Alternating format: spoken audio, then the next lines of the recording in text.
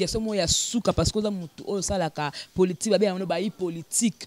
Donc je dis d'abord bonjour encore une fois à JB Koumalouta, le vrai pétrolier de Dallas et déjà bon retour à Kinshasa, hein, donc un artiste on a vu ce Paroy Zambroti depuis France, hein, aux yeux à Kinshasa et Zapena qui toko, hein, donc les choses croient que promotion et album tout est roulé vraiment dans les bons. Steve Kambanga aux hommes tout ça la rap politique.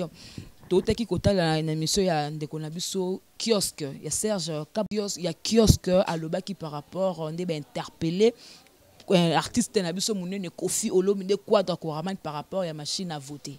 Réaction à chaud. Déjà peuple congolais on a une distraction et puis bino batwana poto. Si réellement bon Naloba, je suis libre de mon opinion. Je ne suis pas sûr que la majorité n'y ça Kofi Mabe. Selon les rumeurs, Kofi Nebi okangisa no batu. Mais osko na loba, eza ba rumeur. Ngam na lobi onté. C'est au conditionnel que yo oza na studio ozo emela Shadar Nzembo que le petit dauphin deviendra grand à côté des Raïs. Vous comprenez? Ce sont déjà des rumeurs. Et puis, dans le Congo et le bas, ces rumeurs précèdent l'information. Ça peut être un jeu que Kofi Salaboye et puis sa actualité, tout ça, le droit de bouger, peuple côté là, ça peut être un sujet d'actualité. D'où Kofi paye moi pour l'actualité. Si c'est ça, je suis désolé, c'est sans objet. C'est pas notre problème. Mais si Kofi, parce que le cas d'une émission à confrère, une émission native au collé, pour la landa qui ont pété, mais sinon on est dans la landa qui édito, il y a RTN, c'est consacré 70%, il y a journal pour finir à Kofi, ma Kofi. Si réellement Kofi l'a fait étant un Congolais, il a plein droit. L'article 18 de la Constitution, et autres PCA, privilège Joana. Étant Congolais, Kofi abeta tolo ti papa ba abeta na Vita, abeta na papa Pierre Bonga Bonga. Ngana yebi papa Bonga Bonga, j'ai fait une émission avec Bonga Bonga. Kofi ayebi sa nga papa bango pona yamba pe Kofi mo mbalebele na ba émission na nga. Abeta tolo ke papa na yaza Congolais via Gwepa, abeta pe na Vita. Kofi étant Congolais, azana droit, la liberté d'opinion est garantie dans la Constitution. Si Kofi refuse la machine à voter, où est le problème? Déjà, cette machine à voter, où est mon téléphone? Et ça, la loi électorale. Mais en droit, le premier article du code pénal est le nous crimen nous la c'est un principe de droit. On ne peut pas condamner d'une infraction qui n'était pas été prévue par la loi avant la commission de cette infraction. Donc nous devons être régis par ce qui était écrit. Mais la loi électorale n'avait pas prévu ces modes de scrutin. Vous comprenez? Mais vu que cela n'a pas été prévu, tout qu'il y a un bulletin de vote, c'est facile. Et puis, Kofi Akoloba, machine à voter, il a raison. Parce que déjà, la Constitution parle que le scrutin doit être convoqué 90 jours avant l'expiration du mandat des chefs de l'État. Déjà, tu y que le 23 décembre, est-ce que 90 jours, il faut le 23 à mois. Vous comprenez? Soit 3 mois avant. Déjà, tu es en retard. Parce que la machine à voter, c'est long qu'on ait une conférence de presse. Alors, il y a souka et qu'il y a le 25 octobre. Le 25 ou le 29. Tant que y a l'État va nous reformer, est-ce que vous êtes sûr qu'en décembre, il y a une élection? Pourquoi pas qu'il y ait un bulletin de vote? Vous comprenez? De vote, tu vois pas que non, c'est un peu en retard. C'est un bulletin de vote, n'attend tout ça. C'est mauvaise foi. Non, si maintenant qu'on est après, nous sommes en angle Kofi. Kofi a pleinement raison. État congolais, il y a une machine à voter. Si aboy yango ya solo, parce que machine à voter yango est apporter nini. Dis-moi, je m'imagine. Yonanga to va na kin to dans centre-ville. On a des difficultés, on a un ordinateur. Si on a une machine à voter, une de mon tala. Gouvernement peut nous ne sommes pas des bêtes, nous sommes des humains quand même. Nous avons des personnes de 3e âge au Congo et puis la taux d'alphabétisation au Congo, tu as combien de pourcentage? Si vous avez voté dans la machine à voter, vous avez dit que vous avez nga kutu na vanda na poto na kola na poto na tanga na sali 6 minutes et bon siko maman mo boy asimba no smartphone te. Est-ce que vous avez que un jour mon condé biso nyonso to voter na Congo déjà avec le bulletin de vote déjà moi j'ai couvert les élections de 2011 na ebisio ke obi ke élection sala na mkolo monté siko na machine à voter donc bon di maketo sala un mois to voter kaka le quoi enrôlement pour na enrôlement ya pamba ba bando sa milongo mais soyons sérieux nous avons des images bando sa milongo na ba centre pour to s'enrôler ah. Et puis comment refinancer les policiers mbongo? Parce que tant que voter, vote est libre, machine à voter, et ben nous on 15 minutes kuna. Mutami ballon à côté. Et ici la hernie. C'est sans injurier. Mais nous devons voir la réalité des choses. La machine à voter n'est pas la bienvenue et c'est pas opportune aujourd'hui cette machine. Donc Kofi a raison, Yakobo Yayango, parce que déjà loi wana ezalaka te. Loko la loi wana est prévenant yango te batika kosala ki Sankara bazolinga bakosaka ndeko na biso président Kabila bakosaka ye ki balingi mingi confrère ndeko na nga moko Bob Elvis ayembi yango na dégage bato bazokoso bango bakosaka Mobutu bango babomisaka Mobutu kinke mulumba lobaka soki afdel ekoti awa balokate akimaka lelo akomaka Kabila désir ye wana pe lisusu akimi akomi kotelemela machine à voter kuna na poto. Bozomona na bajara batozana ba na Congo. Donc ce sont eux qui ont dit Kabila totondi yote. Ce sont eux qui ont dit Kabila totondi yote. Donc bozala sage qu'on est inanga. Yango no moni tang bakendaki lobby ba candidat président de la République, on lui a dit na ba eloko ozo sala biso na makasi boy. Ndima ke okozala responsable ceux qui élection na yo ememi kao na mboka. Andimi te abengi bon les 10. T'es pas qu'il y a un cadre de consensus, parce que je vous dis, chers Congolais, d'ailleurs, moi je suis pour les départs, il y a bureau, il y a CENI. N'a pas de machine à voter à la monnaie. Donc, ba Corneille, na ba Senyezi, na ba Kalamba, na bango nyonso, ils doivent partir, ba changer bureau à CENI. Parce que un arbitre, on a déjà na côté mon équipe, pour gagner. Voilà donc là c'était juste une question par rapport à Koffi Olomide, mais tellement place au van de la rango tando membiso vraiment à chaud na habité mais tout chuté déjà par rapport à l'émission pour Mehdi Ngwadi me fait déjà signe que tout chuté tant coquille babi les temps la télé c'est les temps poto chlore. Qu'est-ce que tu peux dire par rapport non on peut ça non basi à poto ba conseil mais bali pe ya poto pas ko publier ndi ba publier qui pe ba jeunesse msusu moi j'ai des images ba publiaka ba conseil image ba fie belé ba net o mi bali na bango ba sala ba basi ba mbanda na bango na poto ba sala ka tout ça bon to combien déjà mission na 30 mois bien aux ongisinga sino mambo basi conseil ka possible.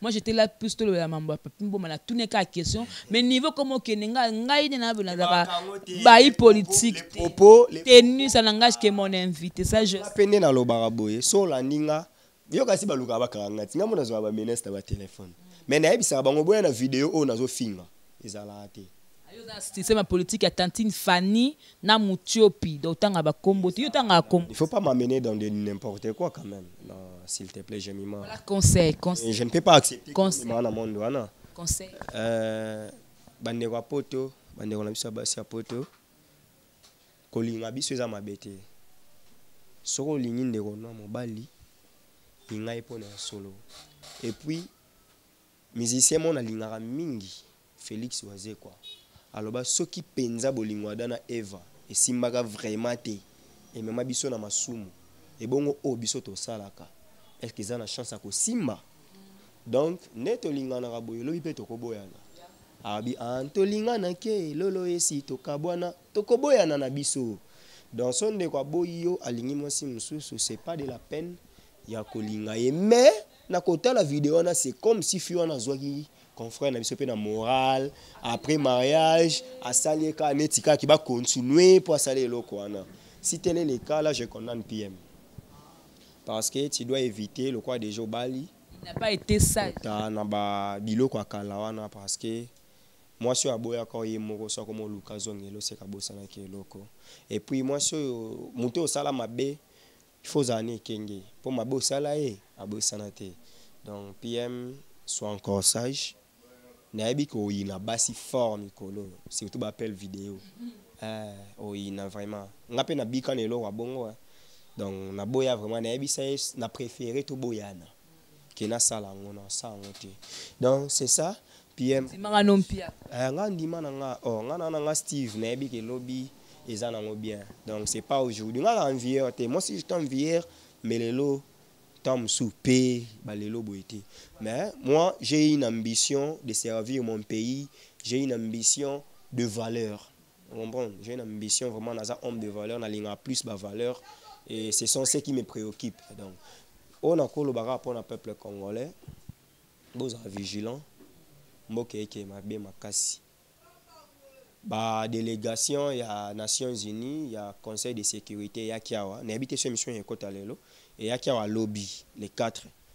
Et il y a Kiawa déjà c'est-à-dire régime efeti kanan. Film aye sukutu asala ba miracle ba nini générique pe matana isili. Webi série to kola. Christ. Campus pour Christ. Wa ba wacha ba film na ba nzela na ba shaba. So bimi bwebota bata campus pour Christ batie. Nalobaki Simoni suka moi Yesu akufi bonolela moi Yesu asekwi bobeti maboko amataki na Yerusalem ou Yesu akei a plus forte raison régime oyo papa lelo bino nde batboye na ujana pour bosali 20 ans ba ujana bana âge 20 ans voilà âge mima un élément très important. Vas-y continue. Oyebi ke bato yo oyebi ke régime ba criminel. Il y a 3 semaines, un mois passé, bah, à plus de 7 personnes. 3 journalistes. T'es pas criminel, pas koulouna. Alors que c'est un crime. Et ces genres de crimes doivent être enregistrés pour que la justice internationale soit faite demain.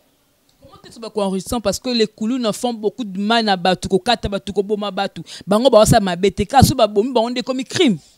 La loi dit. La vie humaine est sacrée. Nul n'a le droit de ôter la vie à son semblable humain. Vous comprenez? Batouana, même s'ils sont criminels, na zongi sur moi en 2010, 2009, 2008, son Excellence Luzolo Bambi, actuel conseiller à chef de l'État, ancien ministre de la Justice, il a mené un cadre ya boulou, Angenga. Omona lisuba kuluna. C'est ça la justice. Nga lo bango régime échoué quand on a sauté. Ils ont ba moko oh le loso biso tozu pouvoir to repêcher. Vous comprenez? Ba papa Luzolo wana. Vous comprenez? Azwa moni banda zala wana aza mutu. Bien qu'azana un système à mabe, mais il au moins se démarquer. C'était pas moi une façon de soutenir le gouvernement pour comme kuna et aussi ngabalia ba dépenses si pour gagner faut dans ba projet balia raté moni bisonde abo soke osenga politicien mo mbongo lelo lobi obengano mais so okende la kena ba projet tala na monto cha banderole na coin awa et senga combien 50 moi bi senga 20 balia ba politique mbongo bongo sikoyo tant papa Luzola ndo tinda batu na ba kasha misika. La loi dit la condamnation, la peine la plus forte, c'est à 20 ans de prison, de servitude pénale principale. Attends, tu as 100 personnes. Au même moment, tu as un cadre isolé, le quoi angenga. À mon avis, tu as comment vendre na banyama kuna sa bilanga. Après 20 ans, bimia on a 30 ans, 50 ans, ça est sous kuluna. Ba batikal ba sa kuluna. Et puis moi, je fais les droits. Un auteur italien, c'est encore qui Lombroso. César Lombroso, aloba, na mamu ya criminologie, toki bonibo bomana nou ba criminel, il faut boter la ba cause. Il y a les causes endogènes et les causes exogènes. Donc il faut boter non les loroni netinda ki bango ba sa kuluna. Peu importe ce qu'ils l'ont poussé, ce qui les ont poussés à commettre ce genre de infractions, ils ne peuvent pas faire l'objet de l'assassinat. Ça c'est un assassinat. Donc meurtre planifié, c'est ce qu'on appelle. Peut-être faire peur à Nabakuluna Oyo Batikaliba et Bakenon. Si on continue de faire ça, mais c'est quoi un crime contre l'humanité? C'est un crime contre l'humanité. Pone babomi batoabu portant na kala mubongo bomi bangu. Et puis selon les informations, deux wana ba na famille moko ils étaient des joueurs, des footballeurs. Yo ebité mo monsieur sala maranga Steve na ina na jemima. Ba pesi nga liste na boma batu. Na zupe komono na tien na kati. Cicéron akufa poani. Pour les gens qui ont fait les latins philo, les littéraires en fait, même gréco-latin, latin mathématique. Cicéron, un concile italien. Akufa poani. Azaka na rankin na Brutus po yena na oyo nani César Pompée Crassus, le deuxième Octave Antoine. Antoine Mobile Agrippine. Tant Cicéron a sali œuvre les philippiques. Abandaki abimisaki ma benyo c'est parce que lieutenant wana Antoine Marc Antoine azaki vraiment mutumo ya brutal. Cicéron a sala livre abimisa ma bene tant ba yokani. Vous comprenez? Tant ba yokani ba sali bakaboli bokonzi. 3 personnes. Mutu na mte faga pesa ba danger ba personne dangereuse faut ba boma. Marc Antoine a chaka komba ya Cicéron yango nde Cicéron akufa bongo. Cicéron akufa le 12 décembre 43 bakata ekingo. Vous comprenez? Donc, il y a des gens qui font les lots dans Mokili, qui ont un ranking. Mais est-ce que Cicéron, qu'est-ce qu'il avait fait? C'est le meilleur auteur, d'ailleurs, c'est mon modèle. Vous comprenez? Donc, c'est-à-dire, gouvernement Oyo, et ça, gouvernement est criminel. Pour bazo boma batu. Moi, j'ai dit, c'est Steve qui l'a dit. Gouvernement est criminel.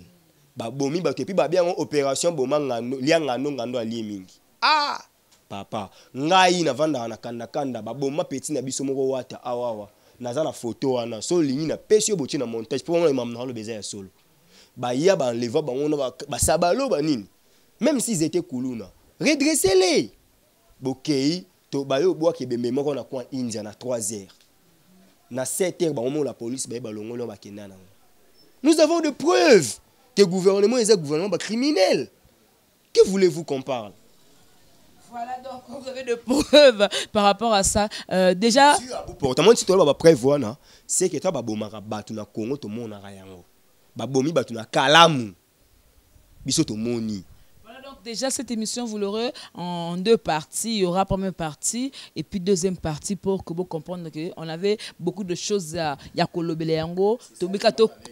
To continuer parce que Steve Alobara trop sorti les micros on dirait donc ce que selon yo ndenge bazoko kanga ba ujana fiati sengle na eboye aoki mulunga peut na talanga soutien te bakangi bango et puis ba somle ba mousse na mbala moko ba peso mloka kolia ba lekeli ba on place ko vanda ba bandi ko sambisa bango pona yo kwa ta sengle les infractions sans soutien quoi ta sengle les infractions. Bon,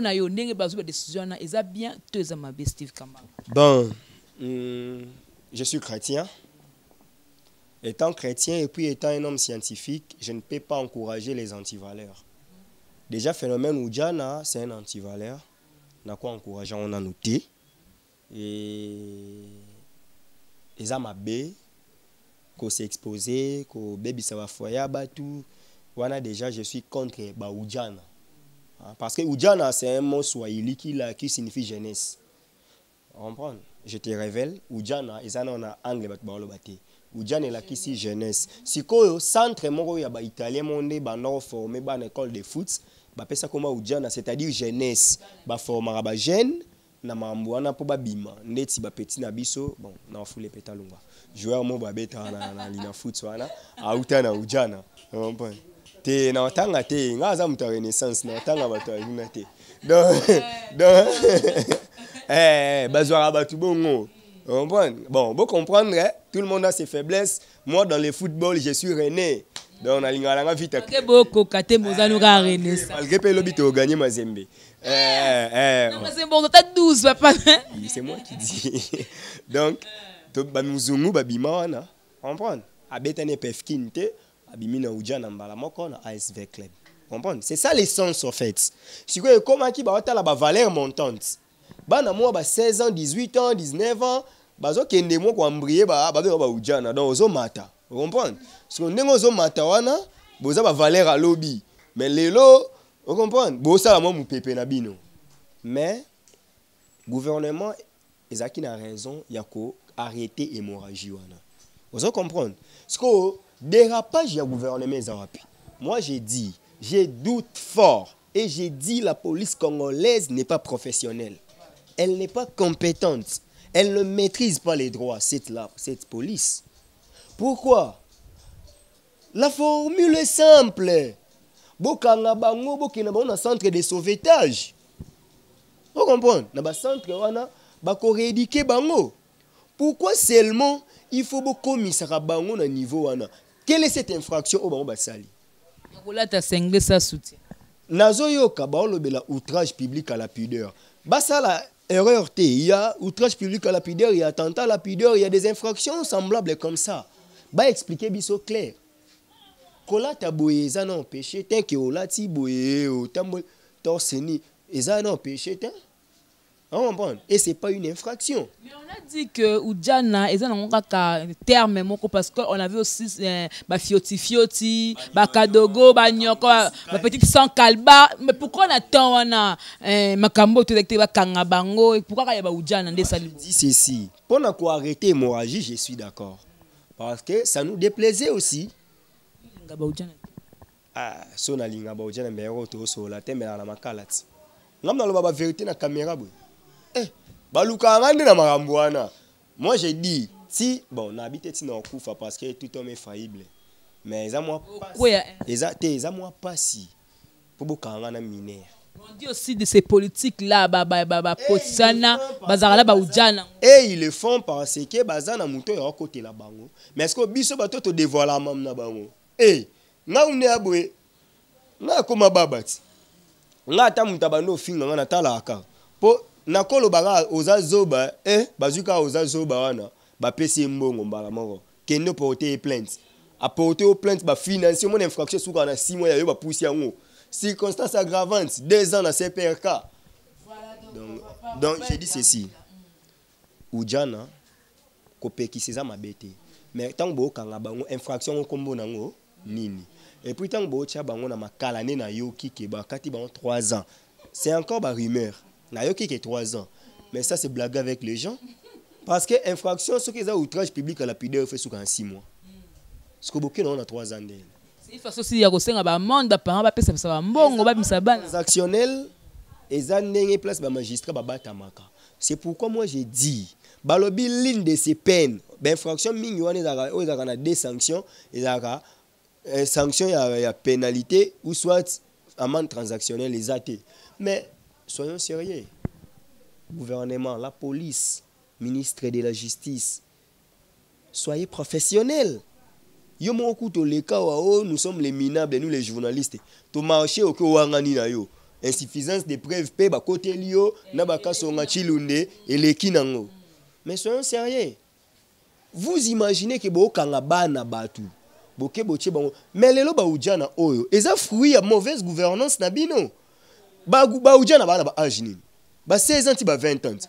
Baza kata génération ba na pouvoir na bino. Bino bozi pouvoir na 97. Na 97 ne ba Oudjana ba botami.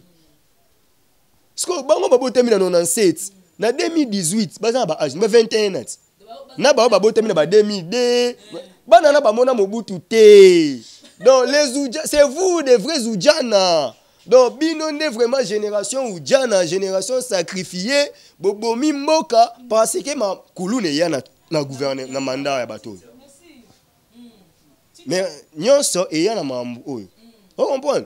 Oh ba komi ko so tuti mutu boye na loboko, ce qui peut peigner bungi. Ah, on aura tout vu au Congo avec ces régimes. Voilà. Oh bazokata ba gorge bazoteka na régime oyo. Oh mon memima qui tolonga na mbonga makte comme na mbonga mabende lelo kulune komi na oyebi ke kulune ute pa na bango. Quand les gens ya PPRD ne bazako kotinda ba maître ba kende ko bebisa ba manifestation ba opposant. Ce que ba to bono pesa ba machette ba nini ba ke ko bima ba voyou. Ta ba komi ko pratiquer na cité. Où est le mal? Si comme bango pinga pe na comporter c'est comme ça la journaliste opposant. Tena na journaliste na ça. Nous avons na opposition. Vous avez na côté opposition. Un des principes journalistiques dit l'information est sacrée, mais les commentaires est libre. Donc je suis libre, il y a opinion. On a évoqué l'article 18. Mais qu'on critiquer trop car il y a majorité. Est-ce que Nathalie parle le Zolo Bambi à la opposition? Le Zolo Bambi à la majorité. Mais Nathalie n'a pas ces exemples naïke. Bozwa exemple naïe na place au Bomba Kuluna. Bon mais ma bango na babisi comme on boy. Maman, allez-y comprendre que Steve a 35 ans. À qui a sali 20 ans, tant qu'on a 55 ans, qu'est-ce qu'il va faire? Oh, il y a un petit cas là, on a qui l'a san. Oh, il y a un petit cas libre, san. T'as là. Donc, ça a âge na TV et nga la sapeninga. Na PC exemple. Ba moko 35 ko ba kenyo na ba âge mo bo. Bon, allez-y comprendre Steve on a 20 ans. Parce qu'on a 20 ans, on a condamné 20 ans, abîmé à 40 ans. Perte. Et le gars, on a 22 ans. On a comme 35 aux yeux en haut. Voilà, tout chuté déjà. On a Facebook, le 25 octobre, c'est l'anniversaire. Année. Oh, comprendre. Au tia année. Au tia année. Au Voilà donc, toujours vraiment chuté. Je crois que bien la bande pour comprendre Steve Kambanga Sokazo Loba. Il y a un moment où première partie Kobangate, deuxième partie du sous-soupé. On démarre solo auto comme solo parce que a deuxième partie pour et ça a bien vraiment plaisir. JB Kumaluta le vrai pétrolier Nadalas et aussi. C'est comme si bah commissaire privé à JB Kumaluta l'exemple pétrolier. Appelle un peu sur moté. T'as la rappelé biso bata politique. Pour côté na biso pe. Mawa. Si pe alors na posta elle a zoa pour presser le bar mini raba français bana mabe. Sur les ABC tu vois ça, c'est de la part des grands pétroliers en direct des États-Unis JB Kumaluta. Alors ni pas zone mon la banque mondiale. Ne ba cela. Le problème est que est trop Singapour, soit que ça na Singapour tant ozonga ba Dallas ba ne. Ne ba senga ba tumbongo. Mais na lobby kana yo ka témoignage bien. Il y a JB Kumaluta, grand pétrolier. Na penabi, na pena kotara na liste wana. Voilà donc voilà donc vous comprenez déjà que le Belly déjà il y a Steve Kambanga Naba qui nous avons le POC de James 007 donc l'époque de Yawili Mouchen le vrai code mondial de mon vieux aux gens qui sont en na rail na si bateau aussi. Voilà donc vraiment la souka il y a émission par rapport il y a makambo surtout ponayo élection ekozala to ekozala te. Caméra. Je ne suis pas un prophète de malheur, mais j'ai fait des analyses concrètes. Élection exalatée. Pas de commentaire, pas de commentaire. T'es au baxotobi et exalaté, tu vas comprendre. Voilà, niga. Na ote ko évoquer mamba seni machine à voter. Gouvernement le rappelle ça seni mbongo. Seni pe na teva lo bara baza prêt. Mais so akuta na ba politique aloba ke mbongo te boye te. Bolo be la souveraineté. Nous sommes un état souverain. Ah, vous prenez le belné. Un état souverain. Steve, vous prenez le belné oui. Oh. Kenga na Steve Kambanga. Le belné. Le matériel. Voilà donc toujours chuté. Tant bolo bagé toi souverain. Nous sommes un état souverain. Nous ne pouvons pas accepter des injonctions venant des Occidentaux. C'est bon, on est ensemble. On ne veut pas des injonctions. Organiser les élections. Et puis les élections libres, crédibles et transparentes. Et je révèle une chose. Oh, c'est gagné. L'accord de la Saint-Sylvestre avait prévu une transition d'une année. Donc, c'est-à-dire jusqu'au 31 décembre. Balobi, en cas, il y a non tenue des élections, on accorde une prolongation de 6 mois. Et c'est 6 mois une fois renouvelable. C'est ce que nous sommes en train de vivre. Donc, nous sommes en train de traverser les derniers 6 mois-là. Les 6 mois renouvelables, et c'est le 31 décembre. Alors que les élections doivent avoir lieu le 23 décembre. Tantôt, le 1er janvier 2019, Monsieur le président de la République, Joseph Kabila, n'aura pas un support juridique. Oyo Ekofan dit comme président de la République. Obligatoirement, il doit démissionner si il a dit, il a fait né flatter. Comprenez ma passion. Il a dit, il a fait Koulouna. Il a dit, il a dit social. Hein? Il a parlé de social en 2012. Il a fait. Dollars, 160 combien? Il a dit que nous sommes un État souverain, nous avons la sécurité. Béni. il a fait. Et puis, et là qu'on a moni vraiment président de la République à l'Inga, Congolais, à quel a la discours dans les Nations Unies, Ezaki mardi. Samedi, 43 personnes bakoufi na Beni. A komi kuna Nations Unies, on a bakimbo keza na kimia. Il faut que secret pe yanda koko ils ont pété les bandes. Nengo zabo yokobota jemima. Babeti mwana na yo. Babomi mwana yo yo bité, moi je suis un papa, une maman, je suis un responsable fona vanda obomba secret. Non. Et ça la maka na Congo ba bengani batu na Brazza bazo finga toko bengana ba kuluna bazo boma bazo violer président aloba elo. Voilà donc voilà Steve Kambanga comment te ozo finga te ce qui n'a bandi ko finga oh président netinga bo c'est un président de la République na ko fingete oh comprendre malinga Congo te wana opesi mutu vraiment na lobby pour mam na loba ye mo peso atali ngabo manga aba qu'est-ce qu'il dit na Congo te peto sa kena nge alobi nini mais oui ngape na lobe bongo ndeni. Voilà, merci beaucoup. Nous chutons vraiment. Merci beaucoup. Je crois que tout le banda kuba au CP là. Internet balinga komingi non. Wana entelo na biso entelo na biso. Commentaire même na émission nanga, même na émission bayambanga et puis ça nga orgueillité mais c'est juste que vous comprenez que nazan intérêt mon té ce qui a Congo té.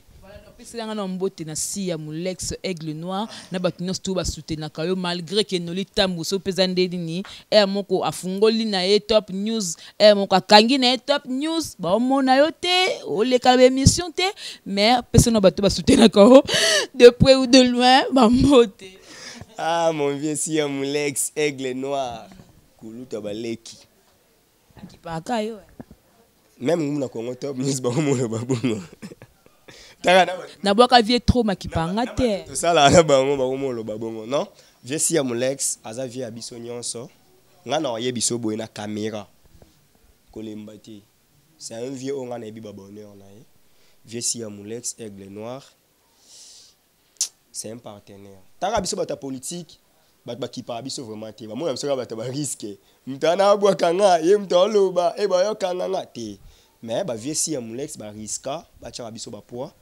Merci na kulutu na ngasi ya Molex Aigle Noir. Na bandeli mo libanga noni na fande belets. Donc vieux si ya Molex Aigle Noir. Mobile ya El Patrona. Na bosanité Banque mondiale exemple à suivre en États-Unis le 25e temps c'est l'anniversaire. Banque. Ngapé. Ozala, j'ai mis même ta ko animer ngona les chadrons. Donc club. Ya Kistar mta ça nga soirée wana donc tozana j'ai mis même ta ko animer. Et anniversaire na Banque mondiale mta salinga anniversaire donc ko ici mbongo taka na luka mbongo défense mais ya mbongo anniversaire donc Banque mondiale na pesi mbote merci encore na Houston na Nouvelle-Zélande Houston Biembe na bi kala mingi te masolo ezala rande to solaki la patronne à Info Mondial Judith Massia na pesi mbote bokanisa te na Info Mondial c'est une femme to solola bien. Judith Massia na pesi mbote na pesi mbote na petit frère na propre Steven Maboulou na Saint-Étienne na petit na Romain Kapanda na États-Unis akomira États-Unis lundi mardi akomi opposant akomi combattant moko donc akomira na États-Unis boy na mona na page d'opinion libre boy a commenter mo wana au film c'est le d'accord artiste musicien tant akoma kuna comme opposant donc salon Tekas awa na Shaba kanda Shaba bomonit zonga moni coiffure donc sans faute soza na enseignement pona bato batika kinkala stade des martyrs koti siro kasavubu bato bayebi couloir Shaba avant bato mitema mabeba yo bomela biso couloir pour couloir Shaba ezaka na vitesse et les quand même couloir Madiakoko mais bayaka baboma ngoboy donc boye kaka boyebi église à pasteur Koutino pour église bato bakenda poto na ba 90 bayebi na église à Koutino église à pasteur Koutino okzaka wana en face nango mona salon Tekasala artiste mon complet puis humble c'est un grand frère que j'aime beaucoup donc ozala wana boya wana et puis si biso cadre donc awa babi mambo eza bien bo se faire coiffer eza coiffer au mixte mambo nyonso eza bien na pesi na bandako bomba mwana nga mais botika ndo mona photo nete ya bébé te Précieux Kambanga ya âge kala mingi te tokai ke moi ça na zim ou na ya mkolo ah n'importe quoi oyebi que na internet bato basongi songi numéro bato nyonso na lancer parce qu'au cri d'alarme Steve asenga te ma osenga pour la classe nanga nga papa abiso akufa en 2006 Crispin Kambanga Ntambwa Bilolo orphelin maman abiso mutatangisa nga journalisme parce que maman abiso akasunga mbongo te parce que nga mona na posa na sunga Congo droit yango il faut ici là mais na na problème ya ba frais académiques SOS Steve Yemoro S moko donc wana ngaye soutenez-moi et ça va bien.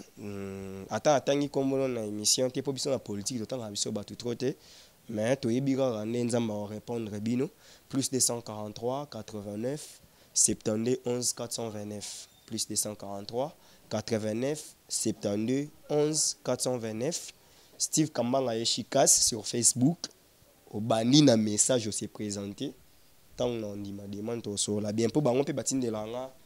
Batuka bongo. Donc merci na Ekibumba. Maman abisoni na bossa na. Maman GH. Maman Moni basala na bossa na kombono. Merci maman GH, merci na papa. Papa Edo. Na pesi bino mbote vraiment. Et HP a suivi pour muta comme États-Unis ba émission liboso talo ba ya mbenge émission eki. Donc c'est bien bon. Merci na bino nyonso. Na ndenge boyambaki ngana émission oyo.